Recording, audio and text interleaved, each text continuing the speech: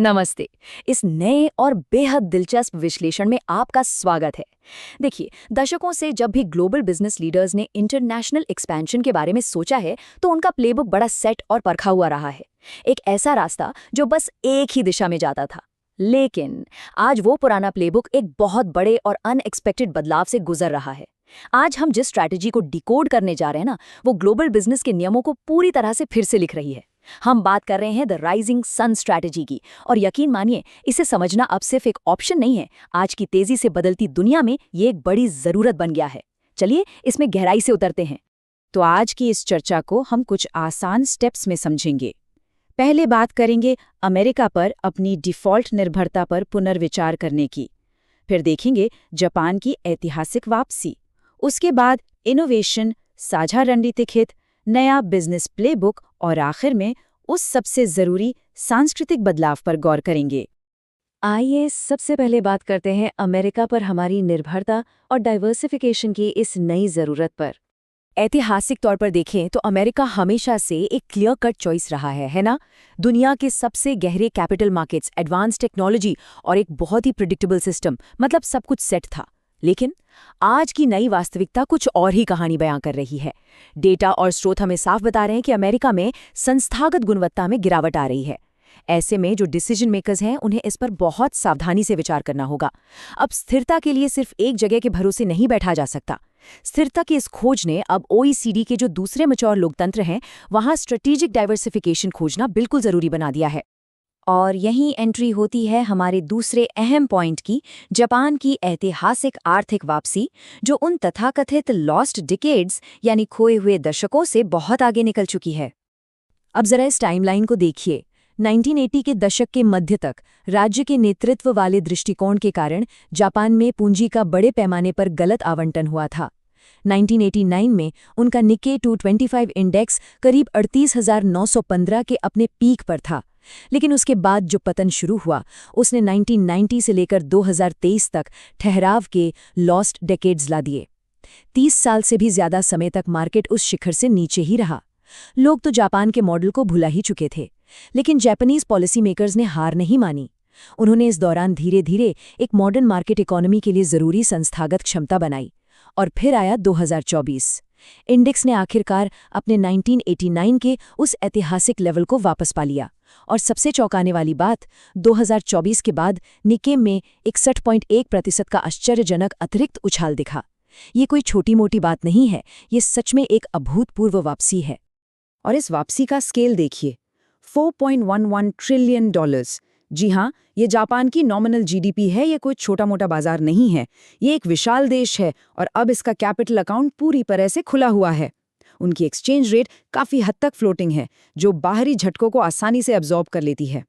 यहाँ फाइनेंस में गजब की आज़ादी है। उनका फाइनेंशियल रेगुलेशन बहुत ही सक्षम है और कानून का शासन एकदम मजबूत है। आसान शब्दों में कहें तो ये एक बेहद सुरक्षित, बड़ा और पूरी तरह से ओपन मार्केट है, जहाँ बिजनेस के लिए असीमित संभावनाएं हैं। आगे बढ़ते हैं तीसरे हिस्से की तरफ, जहां हम समझेंगे कि क्यों आज के समय में आबादी से ज्यादा इनोवेशन और ब्रेन पावर मायने रखता है। अक्सर हम सब यही मान लेते हैं ना कि किसी भी इकोनॉमी को ग्रो करने के लिए एक बहुत बड़ी आबादी का होना एकदम जरूरी है। लेकिन जरा इस गहरी बात पर गौर कीजिए। आर्थिक विकास की प्रक्रिया में जनसंख्या केंद्र में नहीं है। हमारा स्रोत याद दिलाता है कि भारत के खुद के जनसांख्यिकीय लाभांश ने अपने आप किसी सफलता की गारंटी नहीं दी है। सच तो ये है कि महान कंपनियां बनाने और वैल्यू क्रिएट करने के लिए बहुत भारी भीड़ की नहीं, बल्कि सही दिमाग की जरूरत होती है। अमेरिकन टेक इंडस्ट्री को ही ले लीजिए। वहां सीधे तौर पर काम करने वालों की संख्या बहुत ज्यादा नहीं है, फिर भी वे दुनिया पर राज करते हैं। एक टेक्नोलॉजिकल फ्रंटियर को बनाए रखने के लिए भारी भीड़ की नहीं, बल्कि एक्सीलेंस की जरूरत होती है। और दिमाग की जब बात आती है तो ये नंबर 14 बहुत कुछ कहता है। पिछले 20 सालों में साइंस, टेक्नोलॉजी, इंजीनियरिंग और मैथ्स के फील्ड में 14 नोबेल पुरस्कार उन रिसर्चर्स को मिले हैं जिन्होंने जापान में अपना काम किया। सोचिए, जापान में सचमुच एक रियल इंटेलेक्चुअल एक्सीलेंस है। ऑटोमोबाइल डिज़ाइन हो, एडवांस्ड मटेरियल्स हो या सेमीकंडक्टर इंडस्ट्री, जापानी क्षमताएं एकदम टॉप लेवल पर हैं। और अब चूंकि वे चीनी खतरे को देखते हुए अपने डिफेंस रिसर्च एंड डेवलपमेंट में भारी वृद्धि कर रहे हैं, तो ये बौद्धिक क्षमता और भी बढ़ेगी। इसका सीधा और बड़ा फायदा सिविलियन टेक्नोलॉजी और व्यवसायों को मिलेगा। अब आते हैं चौथे पॉइंट पर, साझा भू-राजनीतिक रणनीतिक हित और कैसे ये एक गहरे भरोसे का निर्माण कर रहे हैं। देखिए, सिर्फ इकोनॉमिक्स ही नहीं, कुछ और भी है जो ग्लोबल व्यवसायों को जापानी भागीदारों के साथ गहरे संबंध बनाने पर मजबूर कर रहा है। सप्लाई चेन अब सिर्फ लागत के बारे में नहीं है, वो भरोसे के बारे में भी है। ये वाकया आज की बिजनेस की दुनिया का सबसे बड़ा सच है। पहले कंपनियां बस ये देखती थी कि सबसे सस्ता माल कहाँ से मिलेगा, लेकिन आज सबसे पहली प्रायोरिटी विश्वसनीयता है। और जियोपॉलिटिकल नजरिए से देखें तो भारत और जापान के हित एक दूसरे के साथ पूरी तरह से मेल खाते हैं। ये एक ऐसा सेफ एनवायरनमेंट बनाता है जहां पार्टनरशिप सिर्फ कुछ लेन-देन तक सीमित नहीं रहती, बल्कि एक लॉन्ग टर्म ट्रस्ट पर टिकी होती है। ऐसे कई खास तौर के फैक्टर्स हैं जो इस तालमेल को मजबूत कर रहे हैं। दोनों ही देश चीनी आक्रामकता और अमेरिकी नीतियों की अप्रत्याशितता को लेकर समान चिंताएं रखते हैं। और कमिटमेंट के मामले में जापान का कमिटमेंट लेवल बिल्कुल इजराइल, साउथ कोरिया या ताइवान जैसा ही है। इसके अलावा पूरी दुनिया चीन पर अपनी निर्भरता कम करने की कोशिश कर रही है। ऐसे में जापानी राज्य की स्थिरता और उनकी शालीनता को देखते हुए हर कोई जापान के साथ काम करने में खुशी महसूस कर रहा है। ये एक बेहद मजबूत रणनीतिक गठबंधन का आधार है। अब सवाल है कि इस पूरे शिफ्ट को रियल वर्ल्ड में अप्लाई कैसे करें। इसके लिए देखते हैं हमारा 5वां खंड, नया बिजनेस प्लेबुक और इंटीग्रेशन के रास्ते। पुराने जमाने में जापानी व्यापार रणनीति मतलब सिर्फ ऑटोमोबाइल सेक्टर माना जाता था, लेकिन आज कहानी बिल्कुल बदल चुकी है। हमारे पास कई रियल वर्ल्ड उदाहरण हैं। निप्पॉन स्टील ने संकट में फंसी भारी उद्योग के अधिग्रहण में कदम रखा है। एनटीटी ग्रुप भारत में हाइपरस्केल डेटा सेंटर्स जैसी हैवी कैपिटल वाली तकनीक में भारी पैसा लगा रहा है। सेमीकंडक्टर्स जैसे डीप टेक फील्ड में रेनेसा और सीजी पावर के जॉइंट वेंचर बन रहे हैं। और MUFJ जैसी जापानी फाइनेंशियल संस्थाएं भारतीय क्रेडिट बाजारों में एक्टिवली अपनी पूंजी लगा रही हैं। ये साफ दिखाता है कि ये कोई एक सेक्टर वाली बात नहीं है, बल्कि एक बहुत बड़ा मल्टी सेक्टर एक्सपेंशन है जो इसी पल हो रहा है। तो आखिर जापान की ये नई स्ट्रैटेजी है क्या? ये असल में दो बड़ी ताकतों का मिलन है। एक तरफ है जापान की पेशेंट कैपिटल, यानी धैर्यवान पूंजी, जो लंबे समय तक रुक सकती है, और उनकी एडवांस बौद्धिक संपदा।